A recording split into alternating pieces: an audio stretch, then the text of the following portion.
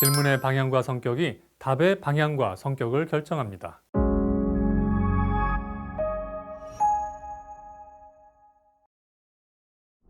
삼색 신호등에는 어떤 색이 어떤 순서로 배치되어 있을까요? 빨강, 노랑, 초록. 색깔은 떠오르네요. 순서는 어떤가요? 빨간색이 왼쪽, 오른쪽? 잘 기억이 나질 않지요? 두 번째 질문도 생각해 보겠습니다.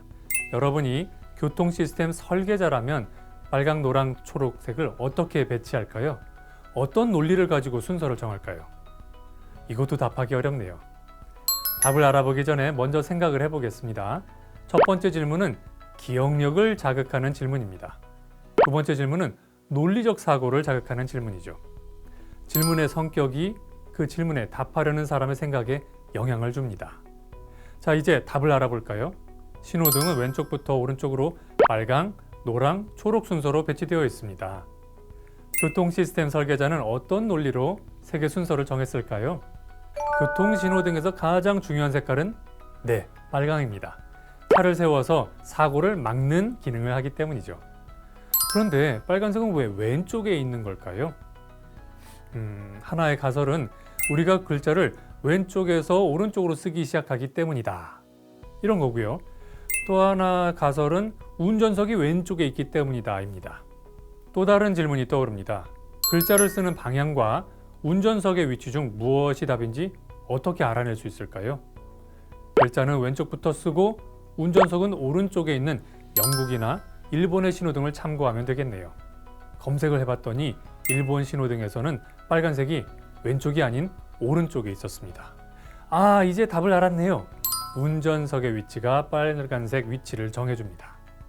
신호등 질문의 사례는 질문이 생각을 좌우한다는 사실을 여실하게 보여줍니다. 기억을 묻는 질문은 우리로 하여금 기억을 더듬게 합니다. 반면 논리를 요구하는 질문은 우리로 하여금 논리적 사고를 하게 하죠. 그리고 종종 논리적 사고를 자극하는 질문은 꼬리를 물고 이어집니다. 이런 것도 생각해 볼까요?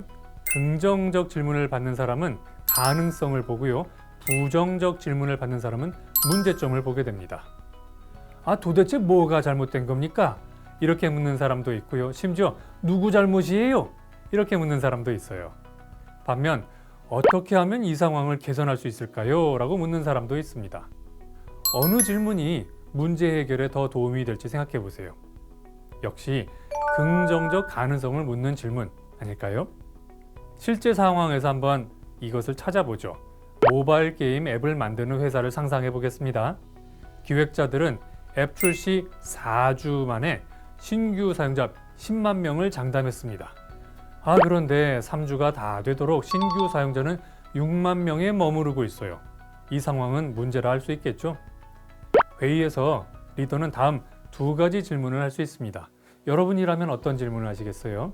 자, 질문 첫 번째. 실적이 기대에 미치지 못하고 있습니다. 도대체 문제의 원인이 뭔가요? 두 번째 질문은 이렇습니다. 6만 명이 신규로 앱을 다운로드했습니다. 그들은 어떤 점에 만족하고 있는 건가요? 네, 첫 번째 질문도 필요하죠. 하지만 문제 해결을 위해서라면 두 번째 질문으로 시작해서 가능성을 찾고 이것을 확대하는 것이 더 효과적일 겁니다. 이 방식은요, 부모님들이 자녀 교육에 적용할 수도 있어요. 자녀의 성적표를 보고 부모님은 성적이 낮은 과목에 집중할 수도 있고요, 성적이 높은 과목에 집중할 수도 있습니다. 부모님은 자녀에게 수학 성적이 왜 이 모양이야? 이렇게 물을 수도 있고요. 사회탐구 과목 성적이 좋네. 비결이 뭘까? 이렇게 물을 수도 있습니다. 자녀의 가능성을 탐색하고 자녀의 인생을 설계하는 데에는 어떤 질문이 더 좋을까요? 대충 답을 아시겠죠? 저희 집 이야기를 좀 해드릴게요. 저희 집에는 아들 셋이 있습니다. 첫째 아들은 5살이던 시절부터 종이접기를 했어요. 초등학교에서도 아들은 방과 후 수업으로 과학 만들기를 선택했는데 학교 수업보다 더 열심히 만들기를 하더라고요. 반면 영어 수업은 정말 못해서 기본적인 단어도 제대로 외우지 못했습니다. 여러 차례 아들의 영어 공부를 돕다가 좌절한 저와 제 아내는 이제 아들의 강점에 집중하기로 했습니다. 그랬더니 아들은 아직 학생 신분으로 종이접기 강사가 됐어요. 그리고 지금은 조형예술 분야 대학 진학을 준비하고 있습니다. 아들은 영어가 필요 없는 일본 대학에 진학하려고 준비 중인데요. 자, 이런 것들이 가능성에 집중한 결과라고 할 수 있겠죠. 강점을 기반으로 미래를 설계하는 강점 탐구 질문법이라는 게 있습니다. 방법은 이렇습니다. 자, 첫 번째, 디스커버리, 상대방의 강점을 묻는 겁니다. 상대가 무엇을 잘하는지, 무엇을 할 때 기쁘고 성과가 잘 나는지 물어봅니다. 더불어서 성공 요인도 물어보죠.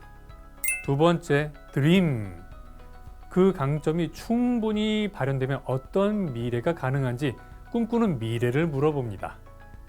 종이접기를 잘하는 사람은 조형예술, 가구 디자인, 엔지니어링 이런 쪽으로 가능성을 펼칠 수 있겠죠. 세 번째, 디자인, 그 미래를 만들 수 있는 조건이 무엇인지, 어떤 조건을 디자인할 것인지 묻습니다. 한 기업은 투명하게 정보가 유통되는 조직 문화를 만들기로 했습니다. 그래서 그 기업은 사장을 비롯한 임원의 사무실 벽을 유리로 만들었어요. 그걸 디자인한 거죠. 그랬더니 직원들이 임원의 방 앞을 지나가면서 내용을 보고 정보를 더 빨리 나누기 시작했다고 합니다. 긍정적 미래를 상상하도록 유도하는 질문은 우리 인생을 바꿉니다. 현재 강점을 바탕으로 미래 가능성을 묻는 질문을 해보세요. 우리가 문제로부터 눈을 돌려서 밝은 미래로 향하게 될 겁니다.